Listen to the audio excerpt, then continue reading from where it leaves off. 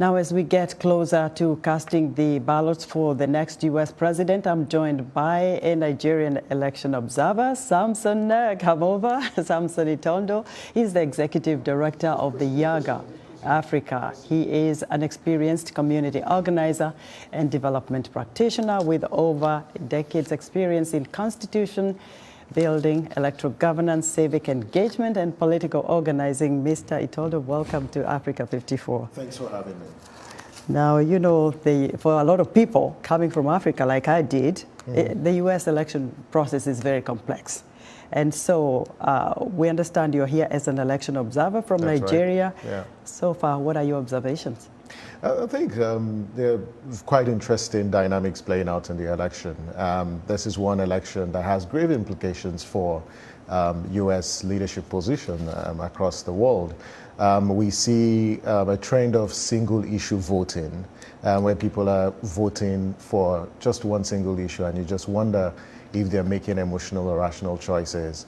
You also see different states, different rules. There's lack of uniformity. That's the U.S. design, but it's got its own complications. But I think this is one election where the trust level, in the entire process is quite high. There people have concerns about whether there'll be acceptability of the outcomes. And I say that the U.S. can learn from Africa. Just yesterday in Botswana, you saw what happened where the incumbent lost, and they accepted the outcome. We hope that the U.S. can learn, from Africa, especially given the Botswana example. After a record 60 years in power for that ruling party in Botswana. Now, do you have a different observer approach when it comes to what we call here the Electoral College?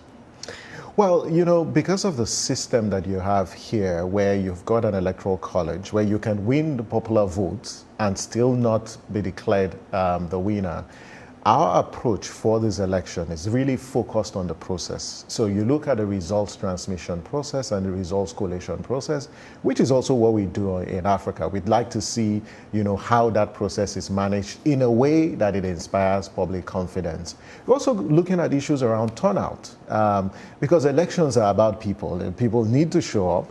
And with the context, quite, charged. We hope to see a higher turnout, especially women would really interested, and we'll be looking at whether women will use the power of their anger, to influence the outcome of this election. So looking at issues around turnout, also looking at the threat for violence, because I went to Atlanta, went to Maryland, and also in DC, and just speaking to people, one of the concerns that they have is the threat for violence. As you can see with ballot papers destroyed in Washington State and Oregon, these are also things you see in Africa, and we hope that they are not issues relating to violence, because most of those who are managing these elections seem to be under scrutiny and under political pressure, and we hope that they can resist it because the whole world is watching. Well, you talk about Africa and in comparison to the U.S., but we still have a couple of countries where it's been very chaotic when it comes to elections. And we've seen that, whether it's Southern Africa, East Africa, or even West Africa. Of course, we've had coups as well. But how does the U.S. election process really differ from what we see generally in the African continent during elections? I think first is a culture of trust. In the U.S., you have the trust levels are very high.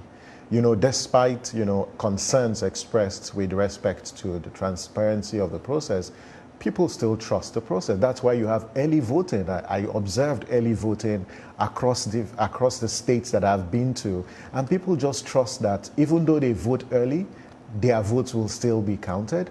The second sort of comparison that you see is about the institutions.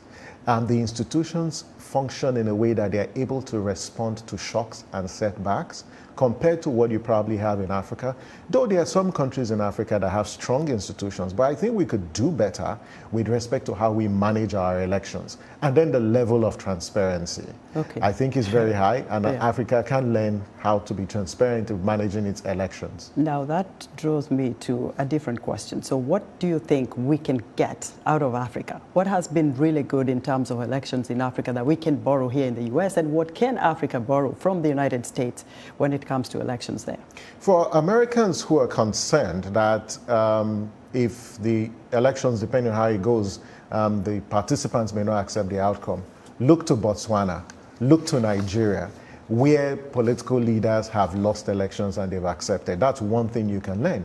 Also learn, turnout for elections, how young people are speaking using their ballots. You see the level of turnout in different elections on the continent. Yeah. I think the last thing that we can also learn is democratic resilience. And we see from every election on the continent how Africans are resilient people, and their hopes in democracy is still very high, even though they have issues with the way we practice democracy. And I think America can learn democratic resilience from the continent of Africa. Samson, you said it very well. Thank you so much for your great insight. Always a delight. Thank you.